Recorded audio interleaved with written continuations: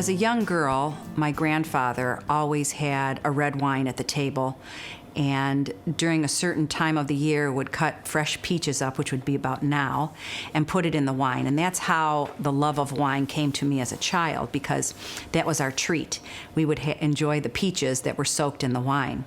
As I grew up, I was into the Lambruscos and Blue Nun.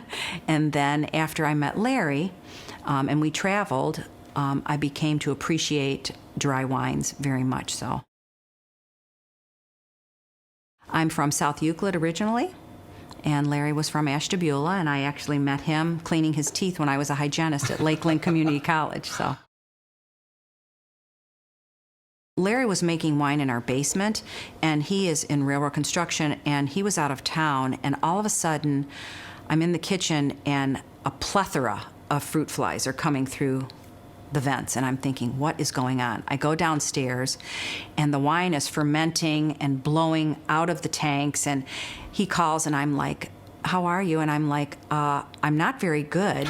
He said, honey, be patient. It has to do its thing. I said, Larry, it's time to take this out of our basement and move it someplace else. So we decided to open a winery. The farm was purchased in 1993. And then in 2002, Larry and I opened the winery. It was very small, and we've expanded the patio and such, but we started our little cantina in 2002. Well, when we first started, I was still working as a dental hygienist, so I was part-time here, part-time there. But then when we saw how much time it took us, I retired after 33 years and became full-time here at the winery. It started out starting with the foods that we prepare and have for the customers to pair with the wines, working in the cellar, selling at the retail counter. So it's a constant when you own your own business. There's really never a peaceful time. But my daughter, Jennifer, has jumped on board with us, and we have a wonderful team here. I am so blessed to have the team that I have here. We were in contract with Welch's. What had happened is, as each year passed and as costs increased, as you know, the payment from them did not go up. So in Northeast Ohio, with the weather and everything, the spraying cost was higher, the chemicals to keep those grapes healthy was higher. So your net profit at the end, you were actually taking a loss. So we couldn't do that anymore. We had done that for almost 18 years. So the family who owns the whole entire property decided to pull those out. One of our sweet blends, our Nazaroso, has Concord in it.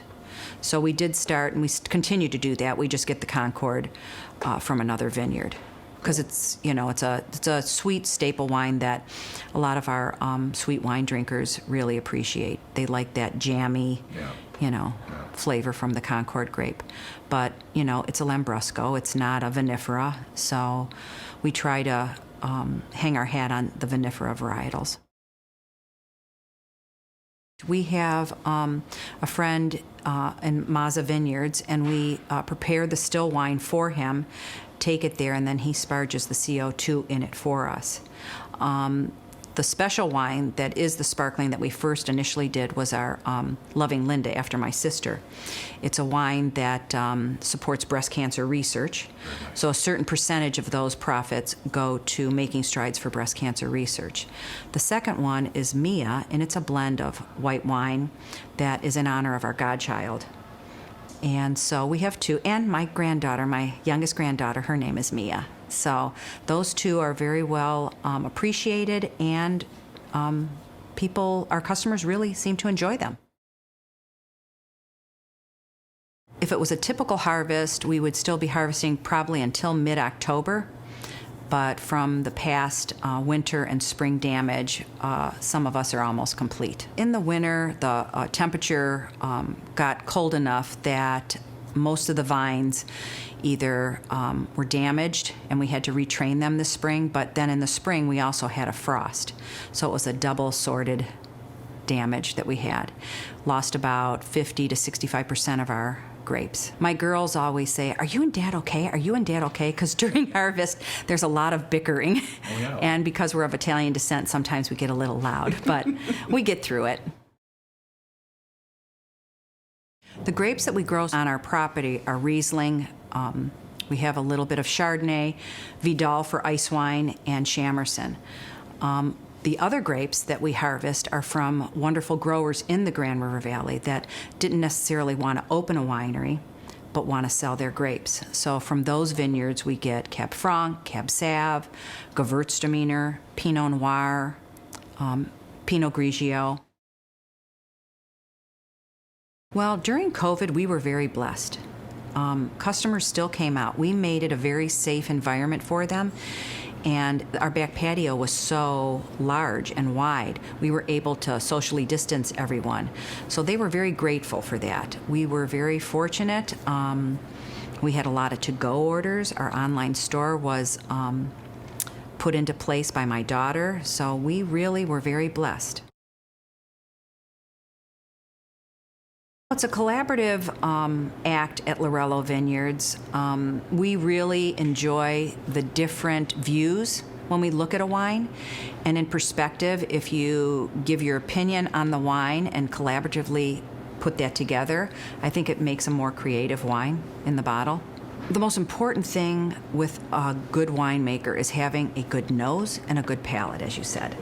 Larry has both. Shane has both. I have both. So sometimes as a woman, you're picking up different things. I don't know if it's our hormones or what. As far as the men,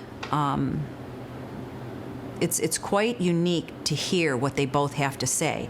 We write it on paper, we put it together, and then it collaboratively comes together. I mean, we're all this little family here, and it really works out well. I think maybe Laurentia had a woman, and I don't know if she's still there for a short time. But yeah, it's kind of cool.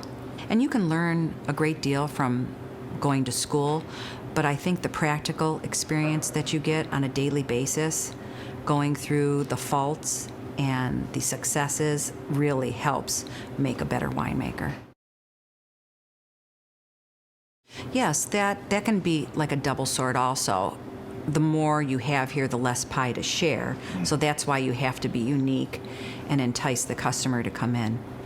Taste your wines, tell the story. They love the stories. They love to hear about, how you started, what makes you special. And I just think being patient and kind to one another, that's a lost art that needs to come back, and we've always done that with our customers.